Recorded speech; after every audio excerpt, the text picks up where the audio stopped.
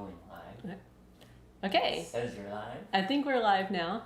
Hello everyone. Welcome to this intermittent fasting live Q&A, which just if you don't know who I am, or maybe you've watched one of my videos, my name is Kayla Cox.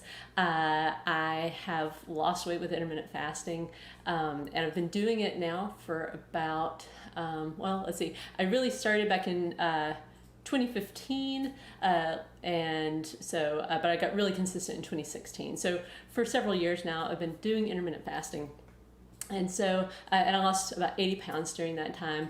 And the way I lost the bulk of my weight was in 2016, I made some really simple rules for myself. So I decided to do intermittent fasting 6 days a week. Take a cheat day every Sunday, which just means take the day off from intermittent fasting. It doesn't mean like that I'm cheating necessarily. It's just I use that because most people know what cheat day means. It means a day off, no rules. And then I walk 6 miles a day. Now in 2016, I was doing 6 miles a day, 7 days a week. But these days, I've decided to do 6 miles 6 days a week. I've been doing that for probably a couple of years now, I think.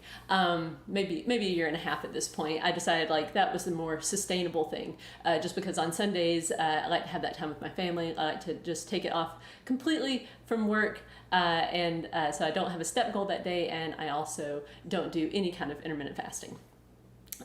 Well, actually, except for the church I'm going to now is an Orthodox church, and you're not supposed to eat in the early part of the day, and so we're doing that. So I do actually wait until about noon to eat my first food on Sunday.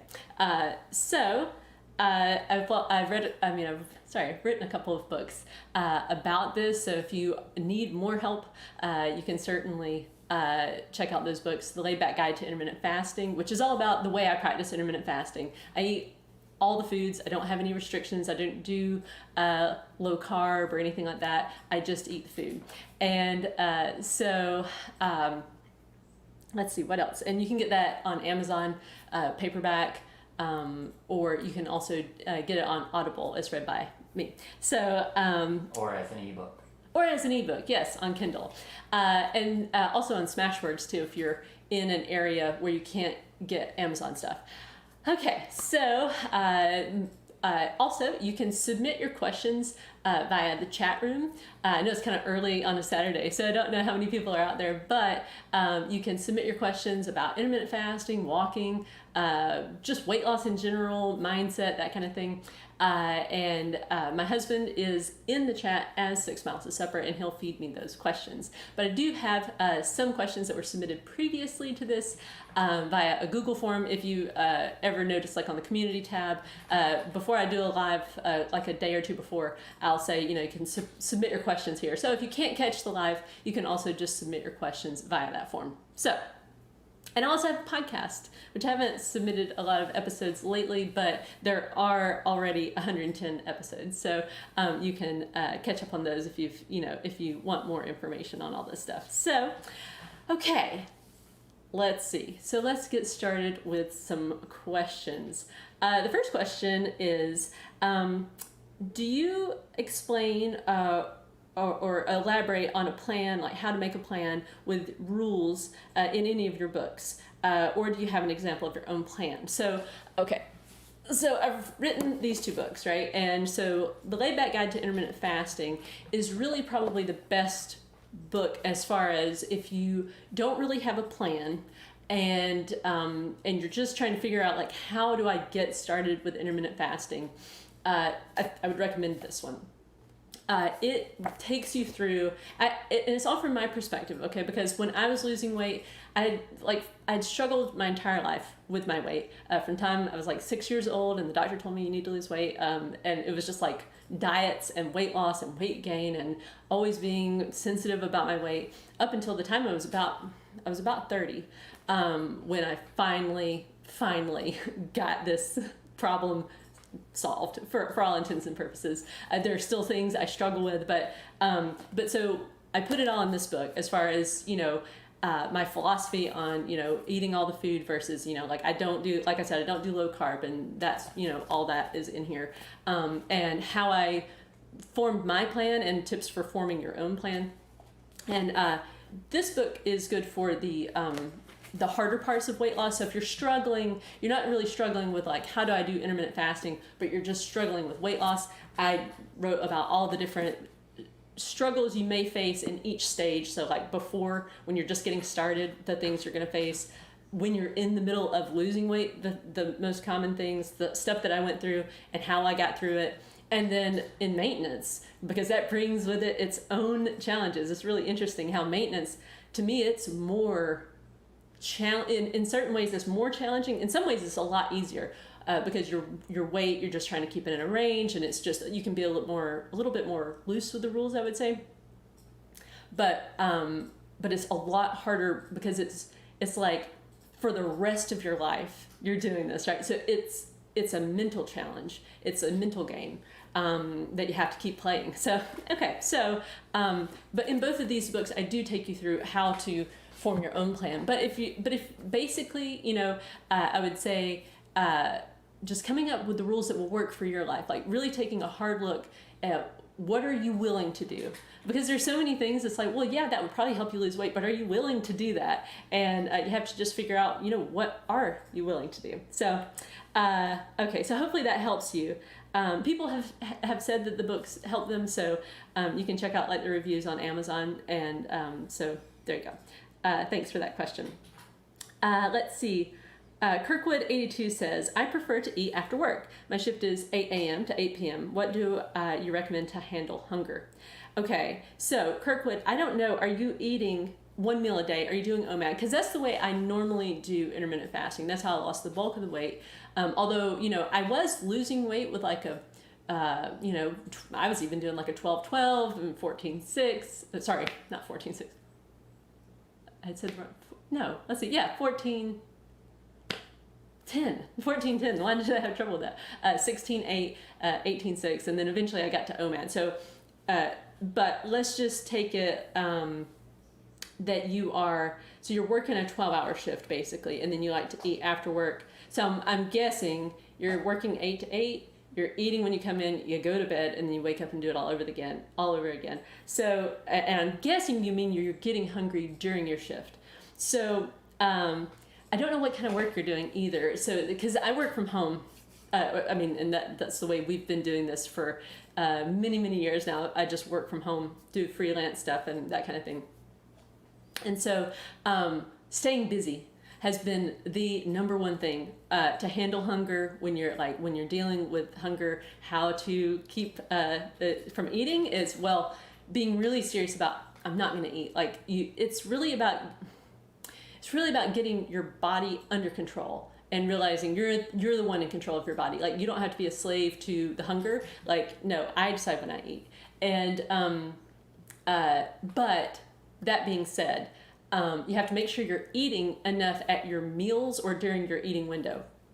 So if I find, and I don't find this very much anymore because I've just done it for so long that it's not that hard. Like, I just know how much I need to eat in order not to be hungry. But in the beginning, especially when there were certain meals, like beans and rice, still is kind of one of those meals where it's really difficult for me to eat the just right amount. Like, I can feel really full, almost to the point where I feel like I overate, which I tried very, very hard not to overeat. But I can feel like that, and then the next day be hungry. So, if I feel like I ate just the right amount, I'll end up being hungry. So, I don't fear hunger like I used to. That's one thing that helped. I used to just be like so afraid, like, oh, I feel hungry. That means my metabolism is going to slow down, and now I'm going to start gaining weight. And it's like, I learned to just say, no, it's going to be okay. I can hang in there for a few minutes, or even a few hours. So that's one thing that helped, eating enough at the meals, making sure that I'm staying busy, and then also figuring out if there are other things that are making you feel hungry. So for example, like for me, what I found a lot of times was when I was feeling hungry for seemingly no reason, it was due to stress. So I don't know if your job is stressful or maybe you don't like your job. That I was dealing with some of that when I was losing weight. And so figuring out that for yourself. And then if you find that, then figuring out how can I take action so that this situation changes. You can, there are many different options you have. Change your attitude about the job. Just be great. Like I'm doing this job and I'm really grateful for it. Or I'm going to change my job. I'm going to figure out a path forward to, get into a different field, a different position. So hopefully that helps you. Okay. Preeti Leonaki, I'm sorry, I probably butchered your name, but the question is, I eat rice and curry with meats and vegetables for a lunch OMAD. Is 300 grams of cooked rice okay? Slow progress in reducing weight. Okay. I don't know how much 300 grams is, so if my wonderful husband might be able to Google that for me. But I will say this. I have found 10 ounces. Okay, so let's call that like a cup and a half. I don't know, maybe a cup and a half of rice or so. I'm trying to do the American version of all this. So, but I eat a good bit of rice. I love rice. It's so cheap too. So I like to eat a lot of rice. And again, slow weight loss is okay. I know it's so hard. It's so the opposite of everything you hear. Everybody, well, I won't say everybody, but so many people on YouTube, just people in the diet and weight loss industry are all about dropping 5 pounds a week, and you're dropping it fast, you're burning fat, and it's just it's portrayed as being really good if you lose it fast. But I've done a lot of research, because I lost at a very slow rate what felt like snail's pace to me. When I had a lot of weight to lose. So I was going from 222 down to, the initial weight was 158, and I maintained that for a while before I lost some more. But so that was a pound a week on average. So sometimes it was even less than a pound a week, and sometimes it was even more. And I was being very, very consistent at that point, but a pound a week. Once I got down near a normal BMI, it was a third of a pound a week, which is very slow. And some people lose even more slowly than that. But my theory is that slow weight loss leads to longer term success. So because I think what slow weight loss signals is that you're really doing things that are truly sustainable for your life. That's not to say no, if you're dropping weight fast, don't let this worry you. Because if you've just said, okay, I'm changing my life and I'm doing this and I'm really being honest with myself, I can continue on this. That's great. I'm just saying, for those of us who are slower losers, it's good because I think it signifies that you're making smaller changes that you're really committed to. And I love rice, and I knew in the past what I would do, I need to limit the amount of rice or not eat rice at all, way back. I'm talking about in my 20s and stuff like that. And the rice always came back into my life. I love rice. I love, certain dishes. I knew I'm going to want to eat that. So I just learned how to eat those foods in the right amounts in the right way so that I can still eat all the foods and still lose weight, or, in this case, maintain. So hopefully that helps you.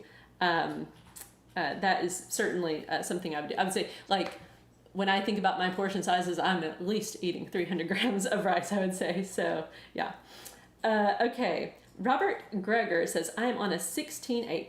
Do you suggest going to an 18-6 before OMAD? Mm-hmm. Let me take a sip of water first.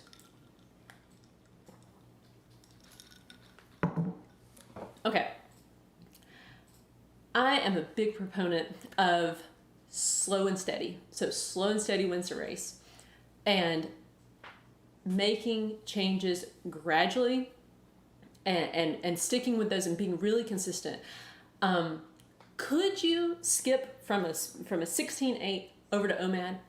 Some people can. Some people, it's nothing. It's they just said, hey, I like doing this. I feel good doing this. I'm going to switch over to OMAD. I'm just going to do it.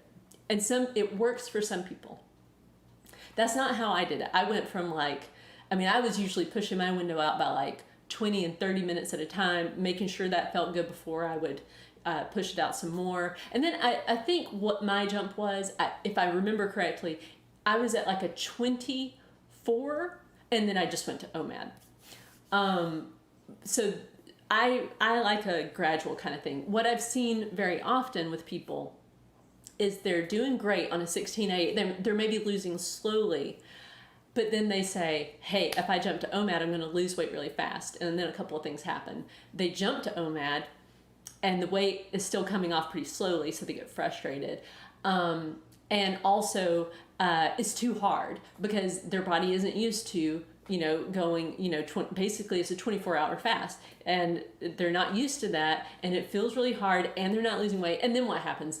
Instead of just going back to the 16-8, they quit a lot of times. And that was a thing that was surprising to me when I got into OMAD. I really did think, well, if I'm eating 1 meal a day, the weight is going to really come off quickly. And it just didn't. It did the first week, but then it just slowed back down to a pound a week. And I was like, oh, well, this is surprising. But I did like OMAD. I liked it for the life simplification. So that's my experience.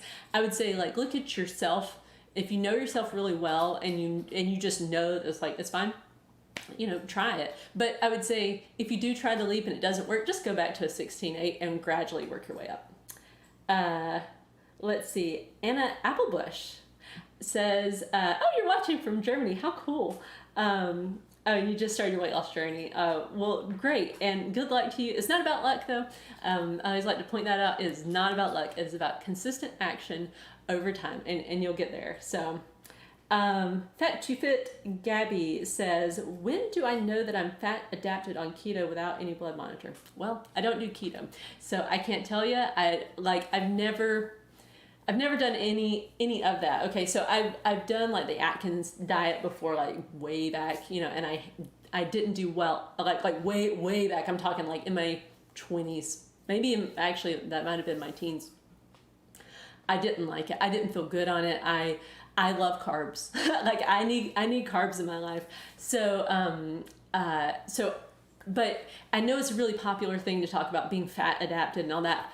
To me, that's like too complicated. I just go based on, I eat what I like. And so again, I'm eating high, probably what most people would call it, like, wow, that's high carb, and probably not as much protein as you would think, like probably lower protein, higher carb, higher fat. So, but it changes. Like and like some people always want me to like, ooh, post what you ate in a week, and I don't do that. First of all, I've got too many food issues like in the past to really feel comfortable on a regular basis sharing that. A couple of years ago, I did share what I ate in a week. So if you want to link to that, Jay, like that gives you an idea of the amounts of foods I'm eating and what I eat. I cook from scratch. I don't do a lot of eating out or eating fast food or anything. But I'm a Southerner, so I cook a lot of Southern food and that kind of thing. So my point is, though, I don't know anything about being fat adapted.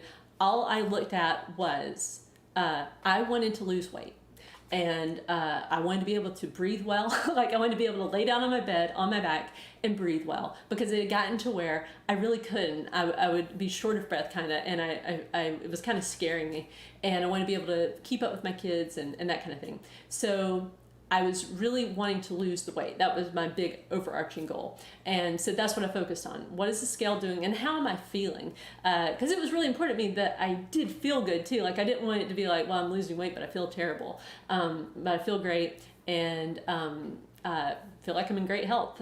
So there you go. So hopefully that helps you. Okay. And she had a second question, which is, what is the difference between self-discipline and willpower when it comes to your diet and exercise? Okay.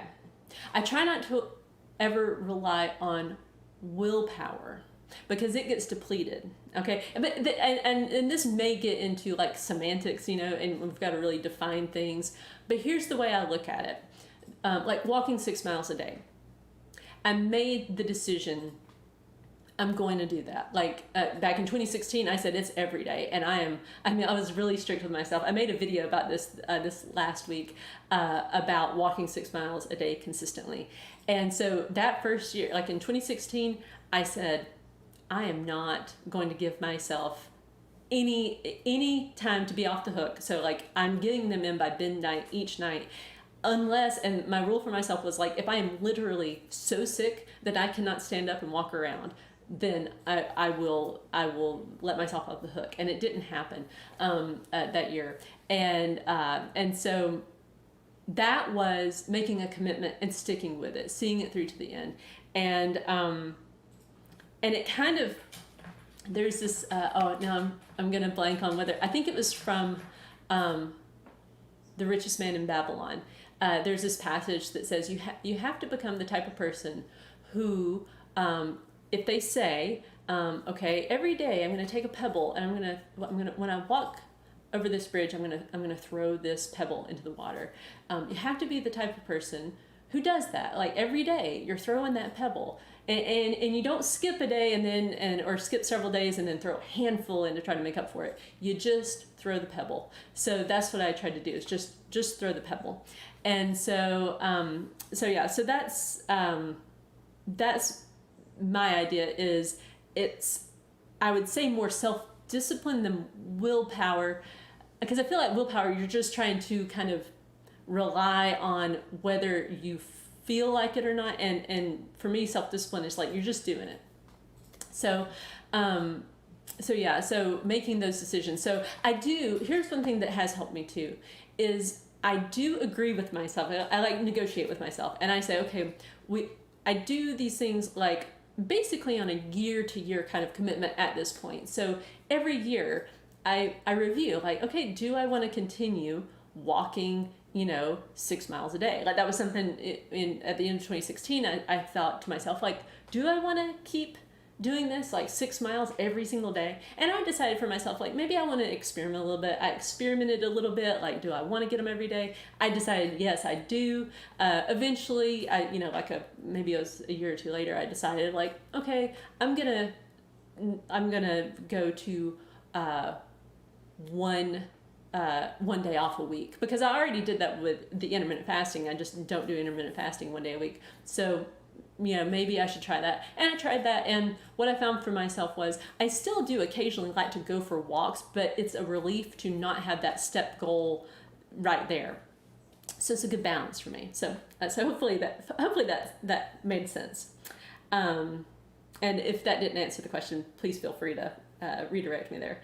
Annie Wu says, any recommendations for someone who has been on a 16-8 and has lost some weight and now is having trouble trying 1 meal a day? Okay, yeah, if you're having trouble on 1 meal a day, first of all, my question would be, why did you stop at 16-8? Like, what is the motivation there for OMAD? Did you stop losing weight on a 16-8?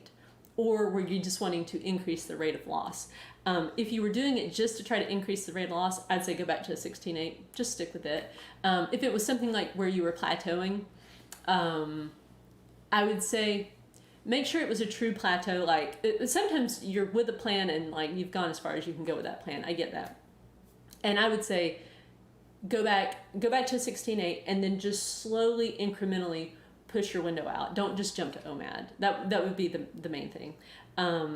It's also like a mental thing too. Like the idea that you just have that one meal. It's just one, like it's one break, like one for sure break you get there during the day. And you have to learn how to take breaks that are not food related. Like just to say, like it's stuff that I have to remind myself, like, okay, I would normally, like if I was just a regular human being, I would eat breakfast. So like that would be, probably 30 minutes and another 30 minutes at lunch. So just giving myself that time if I want it, just to, read if I want to read, or just take a break if I want to take a break, allowing myself those things, that can help break up the day so that you are getting a break. So maybe that'll help you. Okay, Otto T, 8+ months on OMAD and I'm never going back. It's helped my arthritis, asthma, psoriasis, and has lost 66 pounds. And you're not overweight anymore. That's awesome, Otto. No more blood pressure pills and only half your arthritis meds. That's awesome. What a testimony to doing OMAD, being consistent with that. Congratulations, Otto. You've changed your life. So that's awesome. Blue Smiles. Any thoughts on intermittent fasting for a 70-year-old? Thanks and God bless. Well, let me take another quick sip of water.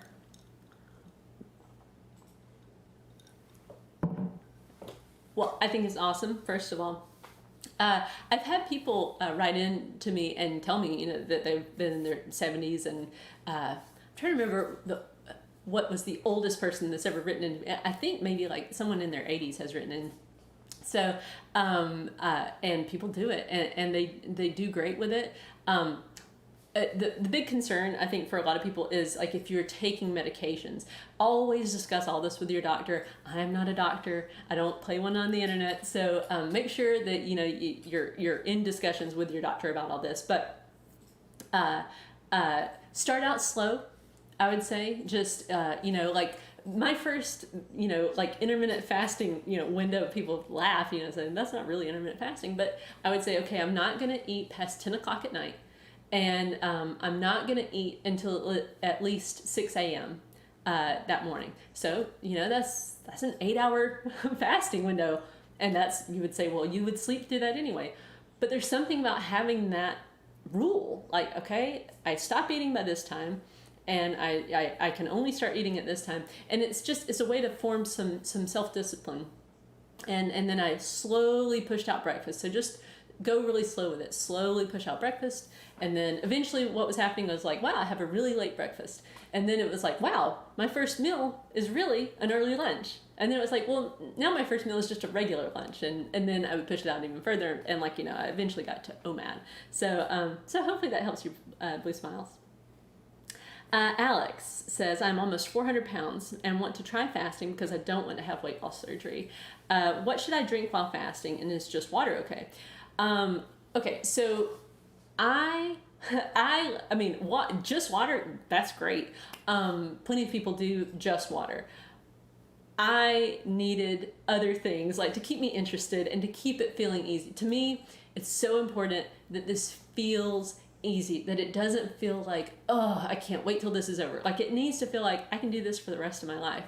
So in the beginning, when I was doing intermittent fasting, I would take my coffee with cream and sugar, and it was like a tablespoon of sugar and a good bit of cream. And eventually I cut out the sugar just because I thought it might make fasting easier. So I allow myself, and I still do to this day, I allow myself coffee with cream, because once I eliminated the sugar out of it, I really preferred it. I love sweet stuff, but just not in my coffee.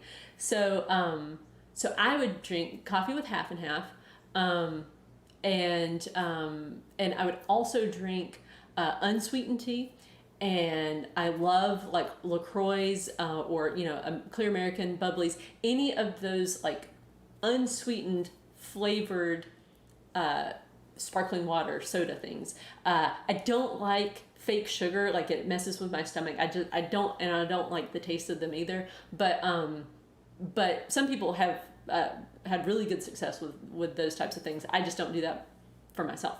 So those are some things, like, I don't know, like if you're more along the mindset of you would like other things, or is it only okay to have water? I would say, if you're wondering, like, can I drink other things? I would say yes. And I highly recommend that.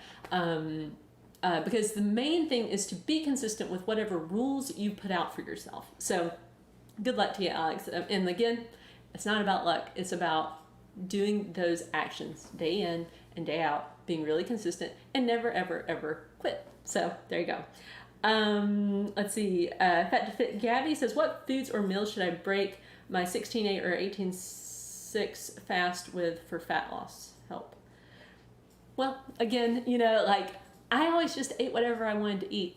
And I didn't worry about, like, was this going to help me, like, go as fast as possible? Because what I learned was when I'm rushing and I'm trying to get all this, fat off, and then if I'm trying to, like, eliminate these foods and not eat these things, those foods, it's like it grows more powerful. It's like if I deny myself chocolate cake, man, suddenly it's like all I can think about is chocolate cake and, like, how much I love chocolate cake, and it's going to be really hard to eat the right amount of chocolate cake when I finally let that back into my life. So it's a different kind of philosophy. It's more like, what do I want to eat today? And then, like, eating that thing. And that's what I do. I just eat what I like, what I'm craving. And it's been really interesting because what that has led to is I don't crave the, like the like desserts and sweet stuff. I love it, but I don't have that like, oh, I gotta have it anymore. So yeah, so it's just, I think it's a different kind of philosophy that I have about that stuff. I like, even when I did a 5-day fast, I don't, like, most people would be like, oh, drink some bone broth to break that fast. And I just sat down and had like a charcuterie, is that what it's called? Charcuterie board thing. Like, it was, meats and cheeses and bread and peanut butter M&Ms. I mean, that was the first time I broke like a really long fast like that. So yeah, it's a different kind of philosophy, I think. So, but and I think knowing your own body and really looking at your goals, and figuring out like, why is it important for you right now? Why is that so important? My philosophy would be to either increase the window, your fasting window, or decrease portion sizes, as opposed to trying to figure out the right combination of foods. Because again, for me, that's not sustainable for me, but it might be for you. Okay, VH Neil says hi from Sacramento. Well, thank you for your kind words. That's really sweet. Hello from China. I've adapted to the OMAD diet. I'm 168 centimeters. Trying to think about how tall that is, and 46.5 kilograms, but I still have stubborn belly fat. I don't know how to solve this problem. Well, I have stubborn belly fat too. I don't know, like I've had 3 kids, and so here's my philosophy on it. I've had 3 kids, and so it's common. Like if you were to Google, postpartum, like what does a postpartum stomach look like? It's got, fat. And if you just look in the animal kingdom, like even if you don't look at pictures of, humans, if you just, I grew up on a farm, so, just looking at animals who have given birth, like the body is not the same after you do that. So I've just kind of accepted it and just said, okay, well, this is what my body is like. And I'm not like, again, for me personally, I know that I could be more restrictive with myself. Like I could possibly, cut out certain foods, eat smaller portions, and really, really work hard on trying to eliminate all my belly fat. And I could do that. And maybe I, have the discipline, but I'm not willing to do that at this point. It's just, to me, I'm trying to balance, I care more about that I'm healthy and that I'm feeling good, and that I'm able to move around. And what can start to happen for me, at least, is if I'm really hyper focused on, whatever little belly fat or whatever I have, then I go down the wrong kind of path in my own personal opinion, because that's not what's really important in life to me. Like the more important things are general overall well-being, including being able to just enjoy life and that kind of thing. And I try not to be vain. I'm not trying to say that you are. I'm just saying I know that I can have that tendency to focus too much on those things that in the big scheme of things aren't that important. I think there are other things that are much more important. So hopefully that helps. Let's see. John Barnes, how do you handle a binge day? Went overboard yesterday. I was just going to do smoothies for OMAD today. Good idea. Okay. So if you have a day where you go overboard, everybody has that day. One that sticks out in my mind was, it was probably back in 2017. Yeah, it was 2017. And so, by that time, I had lost the bulk of my weight at that point.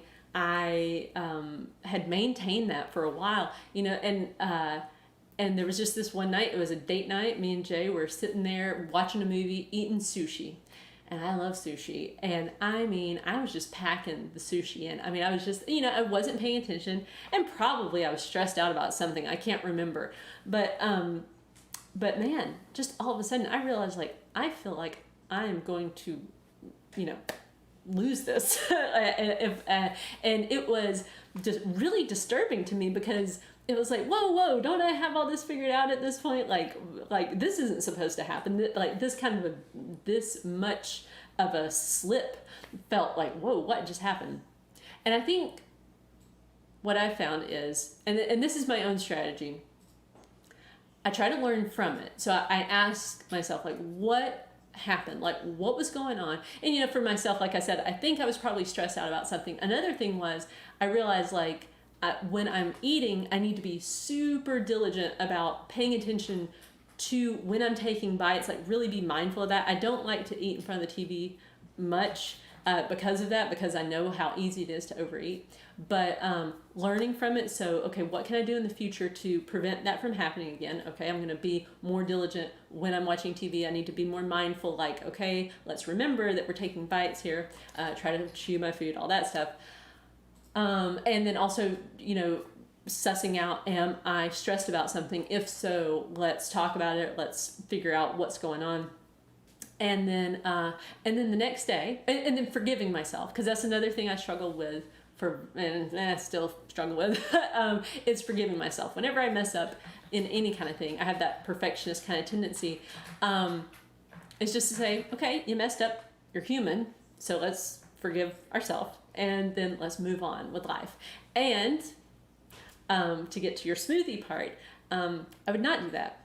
I would say, okay, today's a new day, and today's a new opportunity to just eat according to the rules I've set out for myself. And that, for me, that includes trying to eat right to satiation. So I want to eat to that point where I'm full, but I'm not overly full, and yet that I've eaten enough so that I truly am full. And so it's a chance to just start over. Because the thing that I would probably do, if I tried to do the smoothie thing, I would feel like, oh, that's a punishment, and I'm punishing myself right now. And I would probably have an expectation that the scale would do something amazing the next day, and then that would kind of set me up in this, like, bad spiral. So that's why I wouldn't do it. But you know yourself well too, so it just, think about those things, and then and go with your instinct. Let's see here. Jen Gilbert says, have you gone through phases where you start obsessing over the number on the scale? And how did you get through that? It's something that I struggle with at times. Okay. So, yes. Especially, like, I would say when I was a kid, and, those times where I would be on diets and stuff, I would certainly obsess about my weight. In 2015, when I finally got on the scale for the first time after many years of not weighing myself, and the number was much higher than what I thought it was going to be, I knew, okay, and I decided then I'm going to weigh every day from this point on, because I never want to be here again. I never want to be, like, flabbergasted, like the number on the scale is like 40 pounds higher than what I was expecting. Like, I want this to be different. I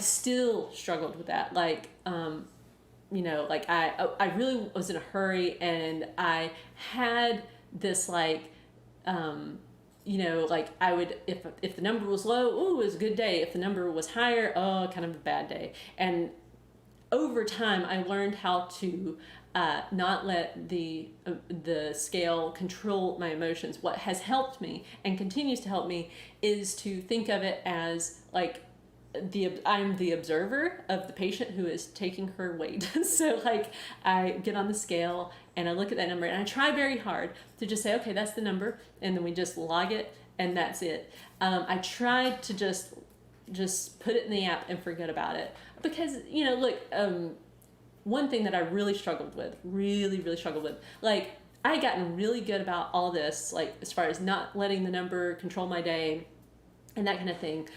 And then after I wrote the book, The Laid Back Guide to Intermittent Fasting, it became an issue again, because the title, like, the full title is like How I Lost 80 Pounds and Kept It Off, right? And then what happened to me was like, oh no, like when my weight goes up, like, is it a lie? Is it a lie that, like, and I started to really freak myself out about like, whoa, what, like this number, this number became a lot more powerful suddenly. And it has been something that I've had to work through. So here's how I worked through it. I said, okay, first of all, when I wrote the book,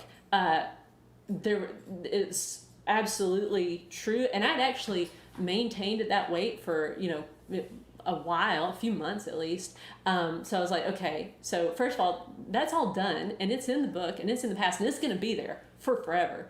And I have the rest of my life to think about. And more than likely, over the course of time, there are going to be things that come into my life, tragedy that probably will strike. I will lose loved ones. Maybe I will get sick at some point, or maybe I will have some sort of injury.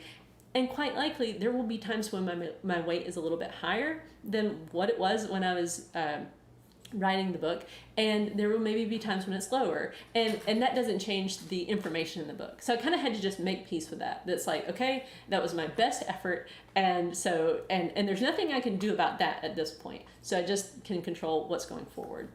And so then, I decided for myself, okay, well, what is acceptable for me? Like in maintenance at this point, what do I consider failure versus what do I consider acceptable? So for my own self, the rule I created for myself, the what would you call it? Well, just what my goal is. My maintenance goal is this, that I maintain in the 140s. So as long as it's in the 140s, I'm good. And if I go above, 149.9, so if it's 150 or higher, then I say to myself, okay, I need to go back into weight loss mode. Now, I mean, there are things like vacations, and I make that really clear in the book that I accept that during if I take off time for vacation and I don't do the plan, or during the holidays, if I'm having a lot of days off, that means that I will gain weight, and that also means that I will need to lose that weight back down. So then I go back into weight loss mode and then get back into the 140s. And when I'm in the 140s, I'm a lot more loosey-goosey. And that's one thing I love about intermittent fasting, is that you really can, because it's not like the type of plan where you're restricting certain food groups and that kind of thing. It's just like eat whatever you want. You can just say, okay, well, today I'm going to have a 18-6 window, or I'm going to eat 2 meals today, or I'm going to eat just 1 meal today. And it can just be more flexible. And that's the beauty of it. That's why I love it so much. So that has been what has helped me to just try to take the very, very, very long view and say, overall, the more important thing, and the 7-day average is really important to me, like looking at my 7-day average over the course of time, seeing how that's trending. Is it trending the right way? If it's going up, consistently, then I say, okay, there's either something probably that I'm not dealing with or that's stressing me out. And sometimes I know right off the bat the thing that's stressing me out. And sometimes there's not a lot you can do about that. If you have a family member who is ailing, there's not a lot you can do about it. But you can just say, okay, that's maybe an issue right now that I'm dealing with. So, and then giving yourself compassion. Self-Compassion by Christine Neff.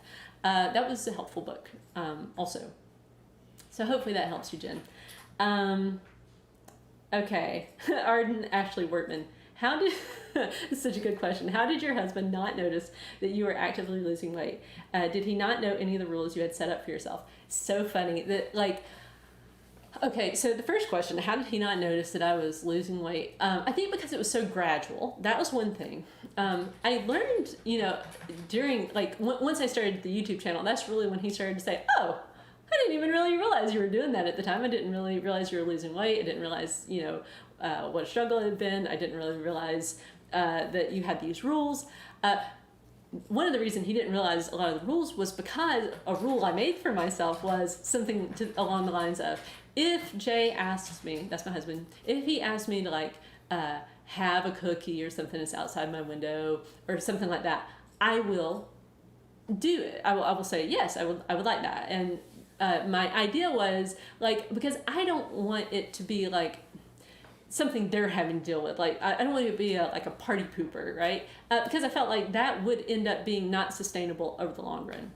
So yeah, he didn't really realize I was losing weight, which shows. I'll also point out that our meals didn't change. True. The food didn't change. Mm-hmm. Yeah, because, traditionally, if you're going on a diet, then it's very obvious to the family, like, oh, we're doing the low carb thing, or oh, but no, this was just like, I would just fix whatever I was gonna normally fix, which is another thing that was so great, was I didn't have to change all that on my family. It was just like, we're just still eating the same stuff.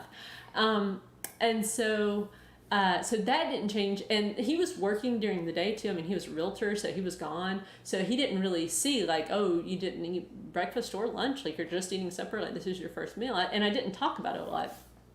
Or maybe at all.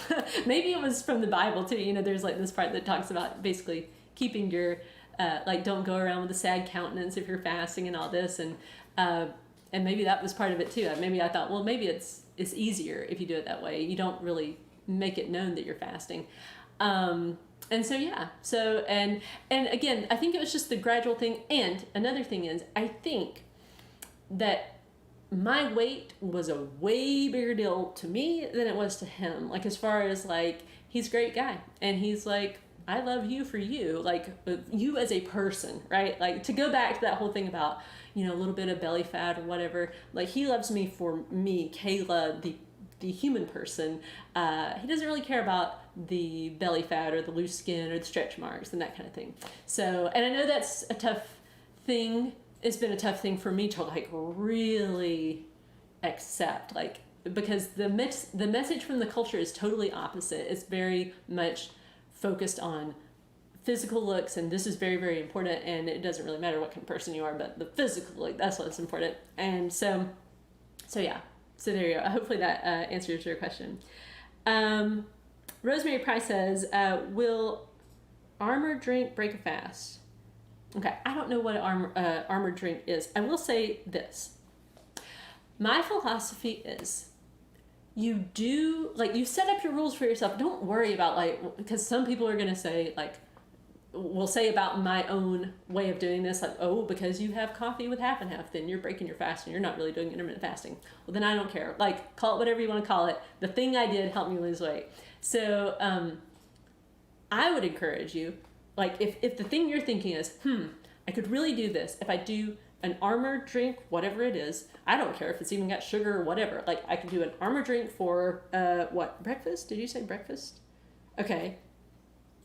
Or whatever. Just, I'm going to drink it, one a day or whatever you're thinking. Like, I think if I did that and then I ate, this type of eating window, then I could do that. Try that. Try it for like 6 weeks. Really be really, really consistent. Track your weight. See what your weight's doing. See how you're feeling with all that too. And then, then if it's working for you and you enjoy that, I say you got a winner. I mean, that's really what this is all about, is figure out what will work in your life, what you can do, and then go for it. Some people get very dogmatic about all this stuff, and I'm not dogmatic. I'm like, whatever works for you. Like, for me, coffee with cream. I mean, most people would say, you can't do that. Well, I did, and it worked. So, okay. Does OMAD affect your sleeping pattern?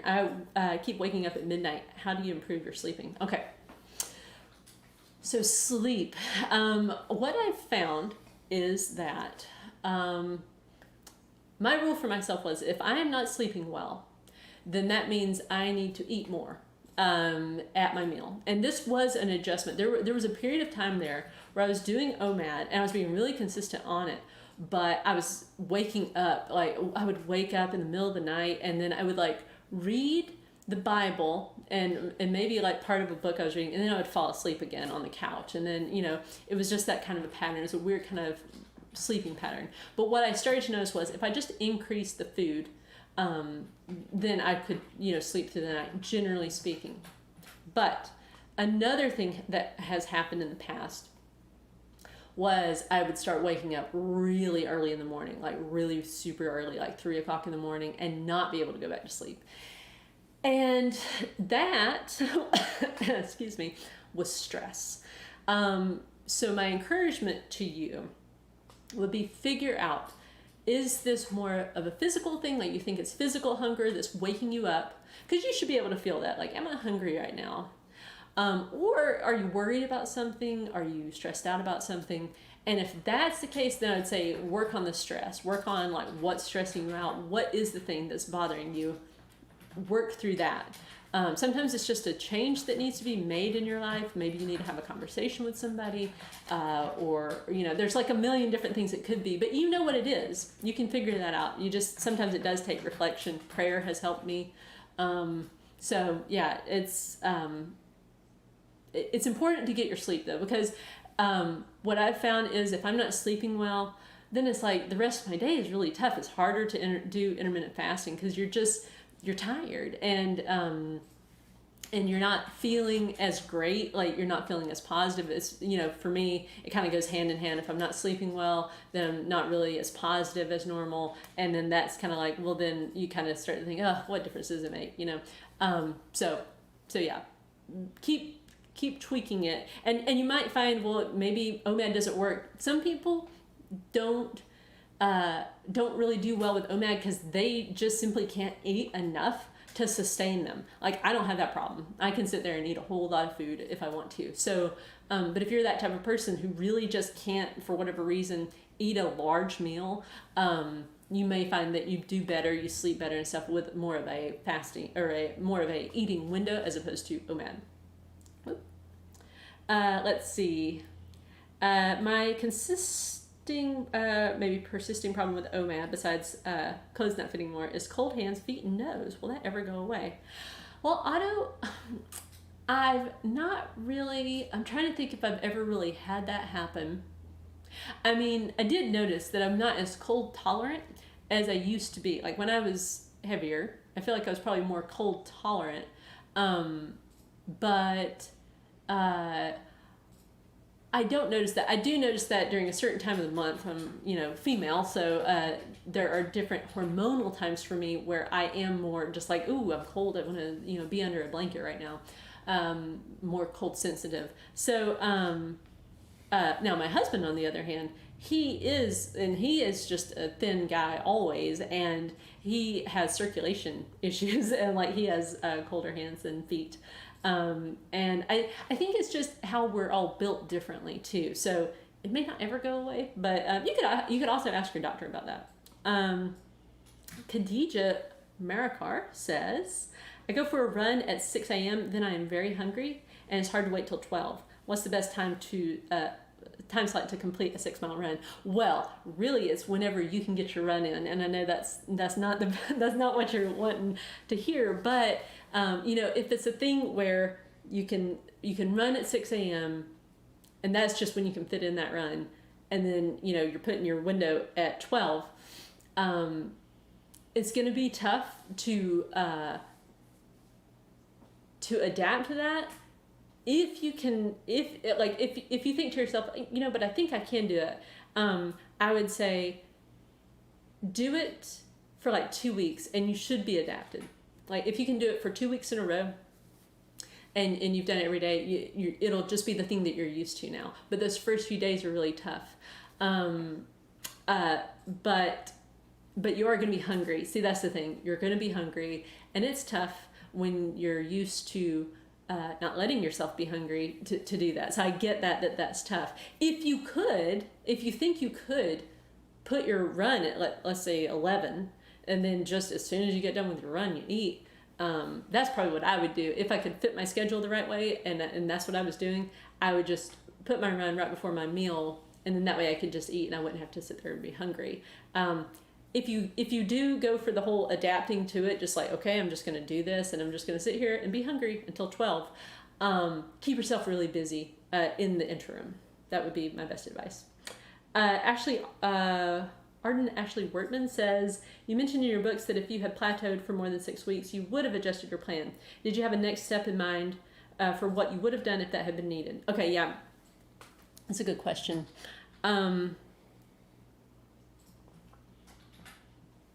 So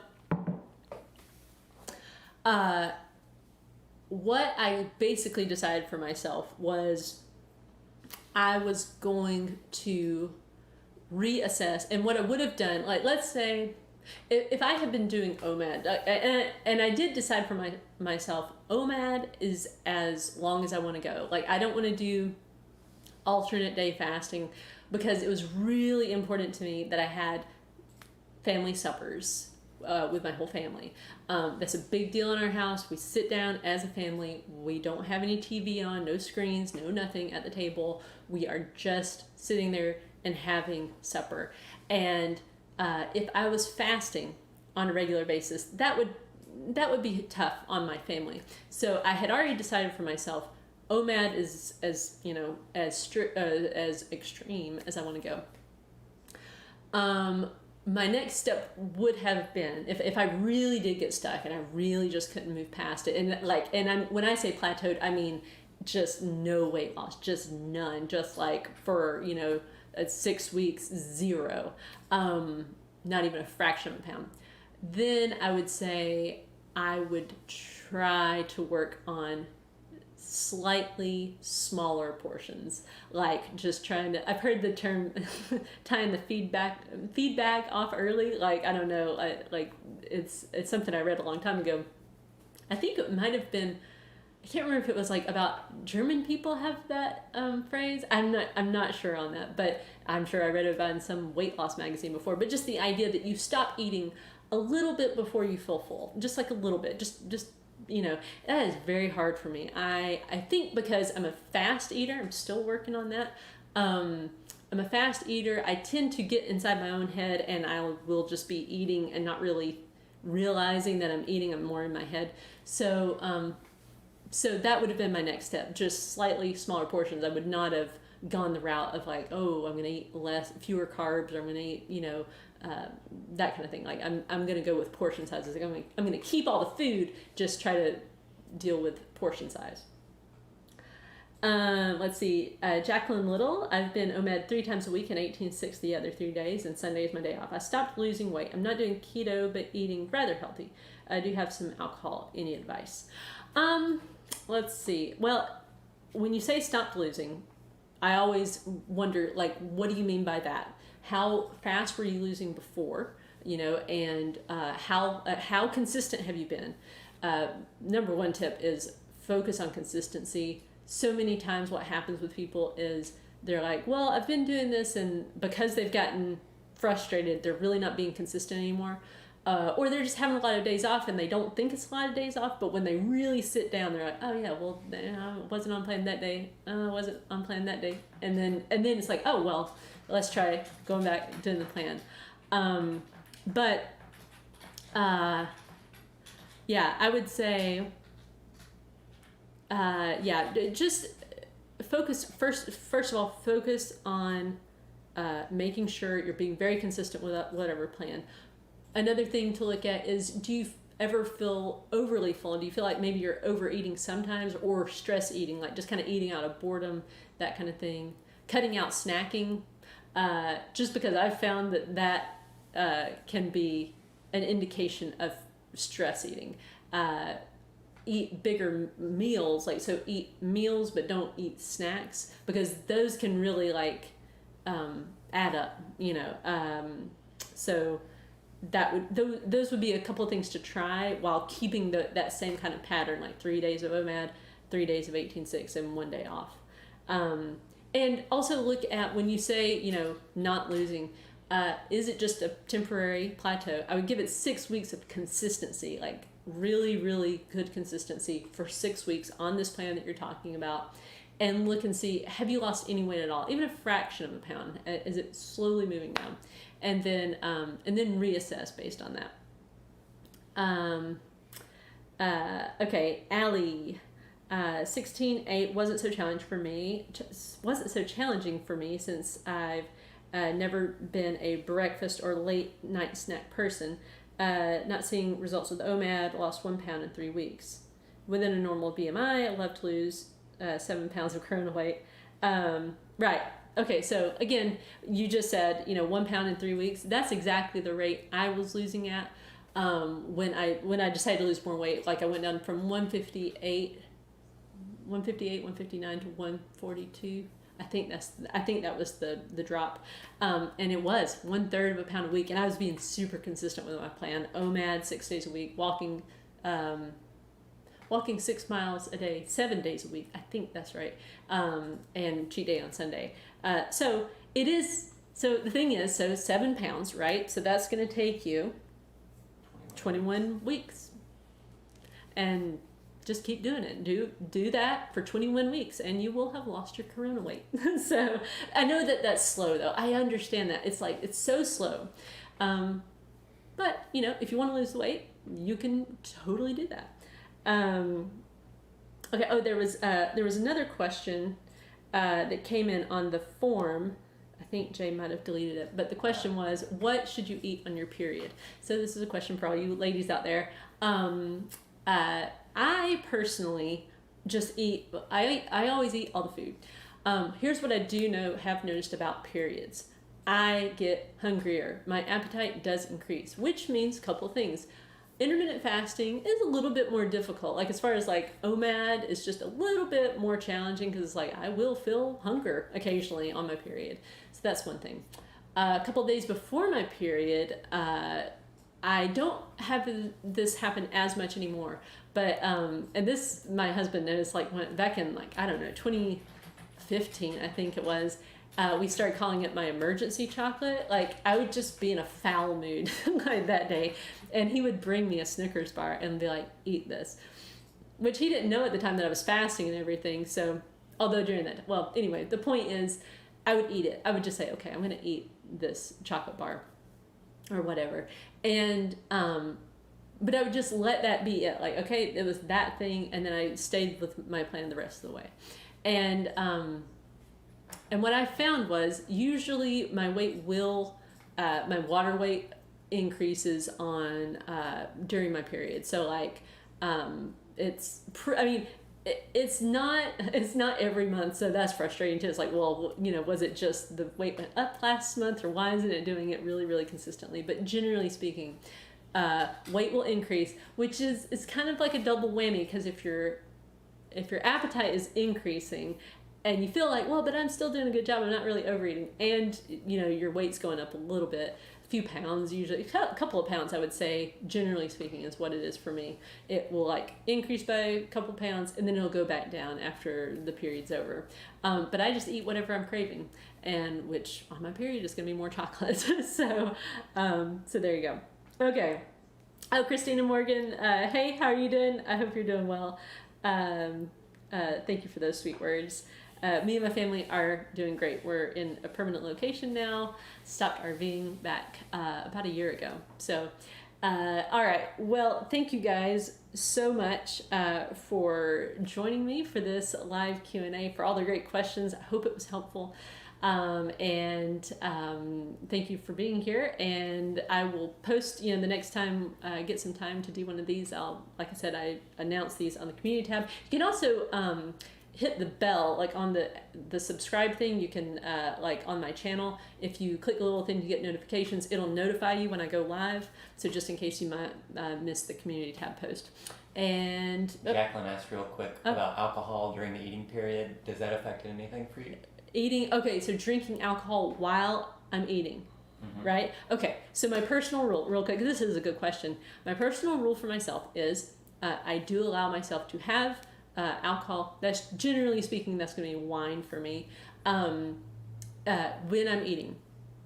In maintenance, my rule is like if Jay and I want to have a glass of wine, a little snack or something after the kids go to bed, I'm going to do that. Whenever he asks me, the answer is always yes. Like, so, but what I have found with that is it didn't affect my weight loss. As far as I can tell, it didn't make it slower or faster. But I did a couple things. If you've been fasting all day, if this is OMAD for you, and you have a glass of wine, it may hit you like a ton of bricks. It does me. Like if I've been fasting for almost 24 hours and I have wine before I have my meal, it's like, whoa, really, it really does hit you hard. So that's one thing to know. Like, so go slowly, especially like if you're around other people, you don't want to look foolish and stuff, right? So just going a bit slower. I like to start my meal, be eating, and then start sipping the wine in that case. I do also, I've noticed that because alcohol is a disinhibitor, it can make it so that it's easier to overeat. And when I started to notice that about myself, like, oh, okay, like I had wine and then I felt uncomfortably full after, like I ate too much. Like, why did I do that? And I realized, like, oh, it's that thing when you're drinking wine. It's like, I don't really care. Like, oh, you're kind of feeling full. I don't care that I'm feeling, full. Let's have some more. So I try to be more aware. Just becoming more aware of things helps, because then it's like, okay, I'm having wine with this meal, so I'm gonna be a little bit more mindful that, like, when I hear my little voice inside my head saying, okay, I'm feeling full, then let's stop eating and just remember that you're having wine. So just be more mindful. So there you go. So hopefully that helps you. Okay. One other thing about the alcohol. One thing I noticed about myself was if I have a glass of wine, so let's say I have OMAD, and then later that night I have a glass of wine. That's it. Nothing with the wine, no goat cheese, nothing with it, just the wine. Fasting was more difficult the next day. Sometimes I would even have a slight bit of nausea. I'm sure that has to do with, like, I don't know, blood sugar level, something or other. But what I learned from that was if I have a bit of goat cheese, other kinds of cheese with the wine, I don't have that same kind of, trouble with fasting the next day. So, and to me, it was still worth it because I enjoy a glass of wine with some cheese with my husband. So, okay. Anyway, I hope that this live was helpful. And you guys, also, we still have that project on DonorSee for Whispers Magical Children's Hospital in Jinja, Uganda. They need continuous vitals monitors. The whole project is like $14,000, and over $3,000 has been raised. So if you'd like to contribute somewhere where you're just like, I want to give some money, but I don't know where it could be used really well, that's a great project to give to, because they do an amazing job helping these kids who are really, really sick. They need the vitals monitors so they can make sure that if there's a problem with one of these kids, the doctors will know about it and can go give them the care that they need. So there you go, and Jay will post the link in there.